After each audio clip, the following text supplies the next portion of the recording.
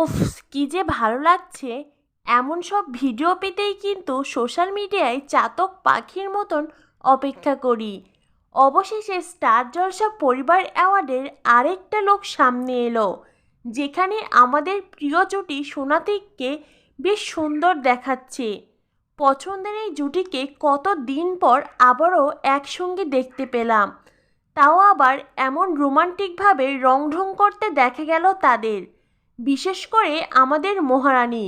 মহারাজ তো এই ভিডিওতেও মুখ গোমড়া করে রেখেছেন, কিন্তু মহারানী বেশ সেলফি মোডে আছেন। তাই তো বিভিন্ন রকমের রং ঢং করে সেলফি নিচ্ছেন মহারানী, আর সেই সঙ্গে নিজের সেলফিতে মহারাজকেও নিয়েছেন। মহারাজ অন্যদিকে তাকাতেই মহারানী বলেন, ক্যামেরার দিকে তাকাও। এরপরেই দুজনে মিলে বেশ সুন্দর করে সেলফি নেয়। সেলফি দেখার পর মহারাজ মহারানীকে বলেন, বাহ, ভীষণ সুন্দর দেখাচ্ছে তোমাকে। মহারানী বলেন, তোমাকেও দারুণ দেখাচ্ছে, তবে একটা কথা বুঝতে পারছি না, আমরা এখানে কার বিয়েতে এসেছি। মহারাজ তখন মহারানীকে বলেন, চুপ। মহারাজ বিষয়টাকে সিক্রেট রাখতে চাইছেন।